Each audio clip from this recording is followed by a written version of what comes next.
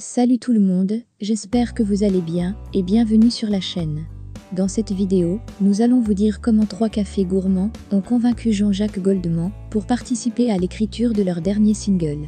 Suivez la vidéo jusqu'à la fin pour avoir plus de détails. Si vous êtes prêts, alors on peut commencer. Avant de commencer, n'oubliez pas de vous abonner à la chaîne et cliquez sur la cloche de notification pour ne pas manquer nos prochaines publications.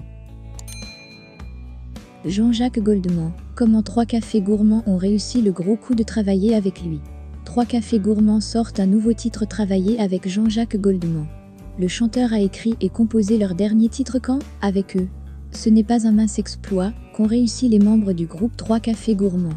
Mylène Madria, Sébastien Gourcerol et Jérémy Pauly ont en effet convaincu Jean-Jacques Goldman de sortir de sa retraite pour participer à l'écriture de leur dernier single, Quand. Un exploit que beaucoup d'artistes de la chanson française auraient aimé également réussir, certains n'hésitant pas d'ailleurs à lui faire de très gros appels du pied. Mais le trio a réussi grâce à une recette simple, l'humour et aussi parce que JJG avait indiqué qu'il aimait leur univers. Dans Le Parisien, le groupe a indiqué la recette de cette véritable réussite. D'abord, le respect et la patience.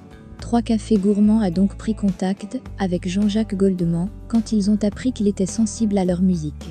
S'en est suivi de nombreux échanges par mail, entre 200 et 300, pour demander des conseils, se souhaiter bonne année, ou simplement pour rigoler. On a découvert que Jean-Jacques Goldman était très drôle et très fin. On a commencé avec 3 blagues, et nos échanges ont tout de suite été faciles et fluides. Résultat, JJG a écrit des paroles et composé une musique pour aller avec. Mais il a laissé au trio la possibilité d'adapter tout ça à leur sauce à force de propositions et de corrections. Il nous avait envoyé 2 démos. On a eu un coup de cœur immédiat avec Quand. Il a eu le luxe de refuser le deuxième, sans manque de respect, juste parce que cela ne leur correspondait pas forcément.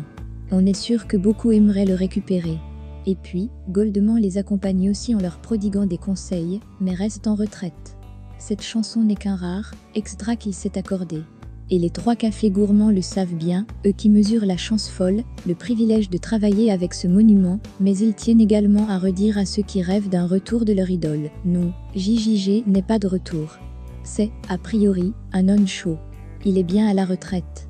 Même si on n'exclut pas de retravailler ensemble, il nous a conseillé de rester nous-mêmes, d'écouter le silence de ceux qui ne disent rien. Quoi qu'il en soit sur le futur, 3 cafés gourmands frappent quand même un grand coup avec ce nouveau morceau Quand.